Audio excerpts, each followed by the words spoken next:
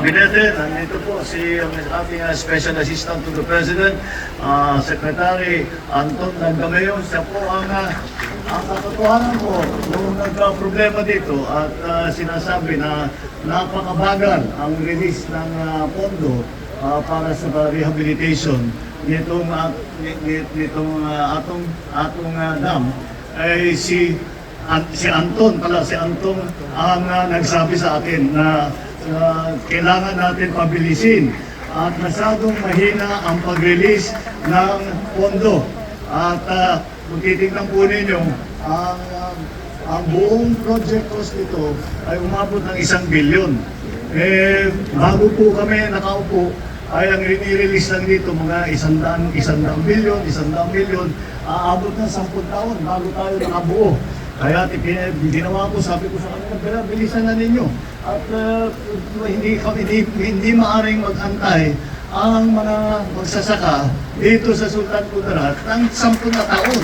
Kaya natapos natin mula 2021 ito nasira, 2021 nasira, natapos na natin 2026, napabilis natin ng kaunti at nakita naman natin maganda ang naging resulta. Andyan din po ang ating Department of Agriculture Secretary, Secretary Kiko Laurel. At kasama rin po natin siya sa mga ganitong klaseng proyekto dahil ang benepisyaryo talaga ay ang ating mga magsasaka. Kaya nandito po siya, meron din po kaming binuksan na project sa South Coast na para kami bumibili ng produkto sa mga ating mga farmer. Tinatanggal na namin yung middleman at yun ang binibigay namin sa DSWD para sa pagpakain dun sa walang gutom program.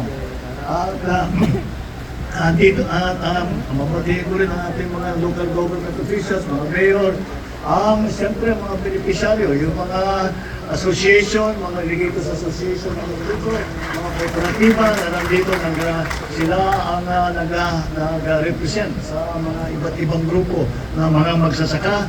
At lahat na ating minamahal na kababayan, mayong adlaw sa inyong tanan na ipag-adlaw namin. Magandang tanghali po sa inyong lahat.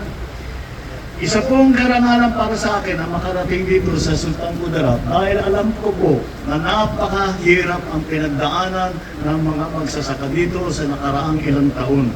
At hindi naging madali ang pinagdaanan ninyo dahil noong 2021 nga na matindi ang pagsubok ang nangyari sa atin dahil sunod-sunod, tuloy-tuloy ang pag-ulan, hindi na natigil ang pag-ulan at talagang wala, sinira na yung dating Antong Dam ay na-erode na.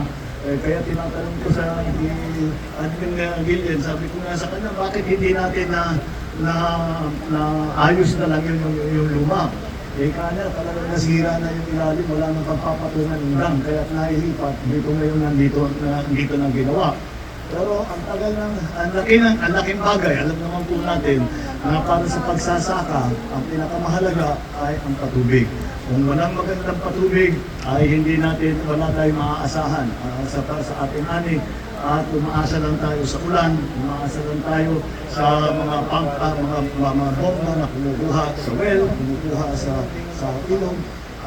Kulang po yan. Kaya maganda po na magkakaroon tayo ng ganitong klase na mga pasilidad. Dahil dito, naantala ang patubig dahil sa nasira sa 2021, naapektuhan ng mga ani ninyo at ng pamilya pati ninyo ay naramdaman ang kahirapan dahil nga sa mga pagkukulang ng irigasyon. Ngayon naman, ay sinasabihan po tayo noong ating na binibigay sa ating mga datos na meron tayong hinaharap na mga sabi nila siyam na po, 90% ang possibility na magkakaroon po tayo ng El Nino. Kaya ibig sabihin, pagka nangyari uli yan, harap na naman tayo sa tagtulog. At balik na naman tayo sa dating problema. Kaya sinabi ko sa Department of Agriculture, sinabi ko sa NIA, ay bilisan na ninyo ang pagpatayo ng ating mga irrigation system. Kaya po nasabi, hindi lang po ito. Lahat sa buong Pilipinas ay nagtatayo po tayo ng ganito. upang ang mga magsasaka ay mas maganda ang magiging ani. At yung ibang lugar na 2 beses lang nagtatanim sa isang taon, kapag 3-3 na planting na. Kaya napakalaking bagay yun, hindi lamang para sa hanap buhay ng ating mga magsasaka, kundi pati rin para sa food supply ng ating mga kababayan. Kailangan mas mabilis, mas malawak at mas matibay pa ang pagtayo ng mga dam ng irigasyon upang mapalakas ang agrikultura at makamit ang sapat na supply ng pagkain sa ating mga kababayan. Kaya nandito po ngayon, nandito po tayong lahat upang formal na buksan ang ang rehabilitation project ng Antong Dam at masimulaan na natin. Kaya yung po ang ginawa namin, binuksan na po namin yung waste gate para lumaloy na ang tubig. Mayroong higit sa 1,500 na hektarya ang lupang sakahan ang mapapatubigan nito. At kagaya ng nabanggit, meron pang expansion, magtatayo pa ng kanal na ilang kilometro na ilalagay pa ng kanal. Para sa karagdagan 700 hectares na papatubigan. Magkakaroon ng sapat na supply ng tubig, mapapataas natin ang produksyon ng palay, ng saging, ng pakwan, gulay, mais, at iba't ibang mga pananim. Ang pinakamahalaga sa lahat ay maibalik na natin ang dating 2 beses na pagtanim kada taon. Ngayon, meron na tayong maasahan na patubig sa inyong mga sakahan. Dahil sa mga maraming residente at mag-aaral dito ay tatawid, kailangan tumuwid at dumadaan dito, sinama na rin nila itong tulay. Wala po sa project yan. Nung una namin nakita yung project, wala po pinag-usapan na tulay. Nagulat nga ako, pagdating ko rito, may tulay na eh. Dahil initiative na lang niya yan at ginawa nila. At isa na sa pinakamagandang footbridge ito na nakita ko sa buong Pilipinas. Bukod pa riyan, inayos na rin natin ang kalsada at ang mga lumang pasilidad na magkaroon ng maayos at matatag na daloy ng tubig at infrastruktura para tumagal ang lahat sa matagal na panahon. Higit dito, ipinapakita natin ang pangako ng pamahalaan ng pagbubuo, pag-aayos at pagtatapos ng mga proyektong pang-infrastruktura para sa agrikultura. Dahil dito sa Antong Dam at irrigation system, mapapataas natin ang ani at kita ng ating mga magsasaka. Kasabay rito, mas may papagtibay natin ang seguridad ng pagkain para sa bawat pamilya ng komunidad sa buong bansa. Sa proyektong ito, makikinabang ang higit sa 350 magsasaka na matagal nang nahirapan dahil sa pagkawasak ng dam noong 2021. Patunay ito na kapag maayos ang pamamahala at tapat ang serbisyo, nagtutulungan ang National Agency, nagtutulungan ang LGU, nagtutulungan ang ating mga mamamayan, talaga nakita naman ninyo ang pwedeng maging resulta. Kaya patuloy po natin ang ating mga ginagawa na pagkakaisa, pagtutulungan dahil marami po tayo magagawa.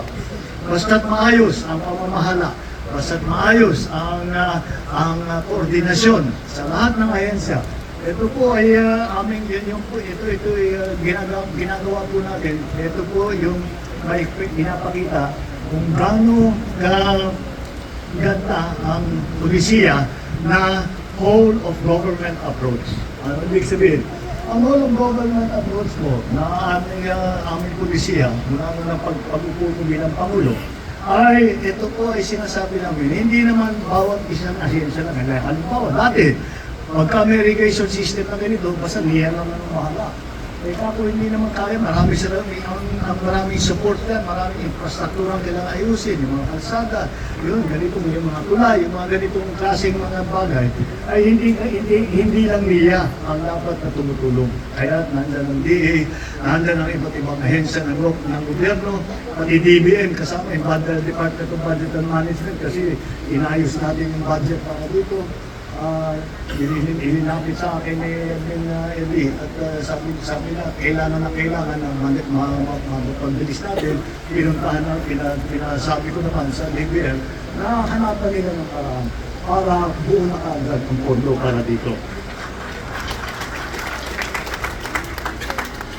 Sa mga magsasaka, sa Sultan Kudarat, kayo ang tunay na lakas ng proyektong ito. Ang inyong sakripisyo at pagsisikap ang dahilan kung bakit ang bawat Pilipino ay may pagkain sa kanilang hapag. Ang inyong pagtsatsaga ay nagbibigay daan sa muling pagbangon nito. Gamitin natin ang proyektong ito ng mabuti. Alagaan po ninyo ng mabuti at tatagal ito na hanggang sa mga anak ninyo. Mapapakinabangan pa nila ito basta tunalaan natin ng mabuti at iyakin natin na yung mga maintenance na magandang pagkagamit para dito sa at magandang mga organization, mga irrigators association, magandang pagsasama ng mga cooperative at kayo nag-uusap-usap para yung pag-distribute ng tubig, ng patubig ay pantay-pantay naman at lahat naman ay makakatikim dito sa ating bagong naging proyekto. Sa pangarap na ito, nais ng pamahalaan ay paramdam sa inyo na hindi kayo nag-iisa. Katuwang ninyo kami sa paghahanap ng lahat ng maaaring paraan upang mas mapabuti ang mga inyong hanap buhay at ang inyong buhay at ang buhay ng inyong mga pamilya at ang buhay ng lahat sa inyong komunidad. Sama-sama natin itaguyod ang bagong Pilipinas na may mas matatag na agrikultura, may mas panatag na kinabukasan para sa bawat pamilyang Pilipino. Daghang salamat, Mr. Dina. Maraming salamat. Mabuhay ang ating mga magsasaka. Mabuhay ang bagong Pilipinas.